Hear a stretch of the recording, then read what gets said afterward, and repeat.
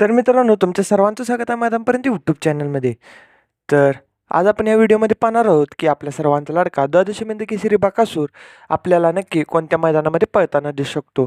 तर मित्रांनो, येत्या 12 तारखेला आणि 14 तारखेला ओपनचे 2 मैदान आपल्याला पाहायला मिळणार आहेत, जे की असणार आहे 12 तारखेला पद्मावती केसरी आणि 14 तारखेला सरकार महर्षी केसरी. तर ह्यामध्ये मित्रांनो, 14 तारखेच्या मैदानामध्ये आपल्याला बकासूर हा 100% पळताना दिसणार आहे. परंतु मित्रांनो, 12 तारखेला पळणार की नाही? तर मित्रांनो, अजून काही कन्फर्म न्यूज आली नाही की 12 तारखेला बकासूर आपल्याला पळताना दिसेल की नाही.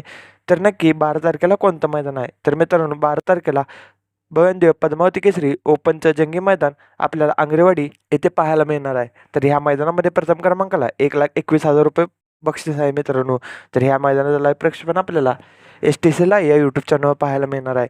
तर ह्या मैदानामध्ये मित्रांनो, बकासूर आपल्याला पळताना दिसणार की नाही याची अजून कन्फर्म अपडेट आली नाही. परंतु मी मित्रांनो सांगतो, ह्या मैदानामध्ये आपल्याला बकासूर कदाचित पळताना दिसू शकतो.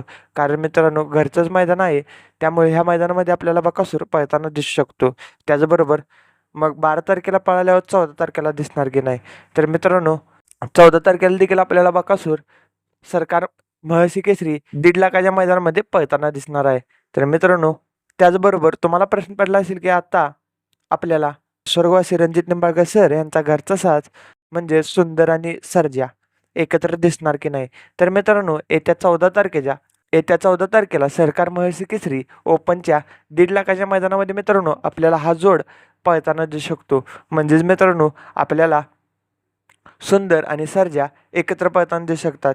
जर मित्रांनो, ही गाडी आपल्याला एकत्र पळताना दिसली, तर तुम्हाला या गाडीवर ड्रायव्हर म्हणून कोणाला बघायला आवडेल, एक कमेंट करून नक्कीच सांगा. आणि आपल्या चॅनलवर नवीन असाल तर चॅनलला सबस्क्राईब करून बेल आयकॉन ऑल वर सेट करा.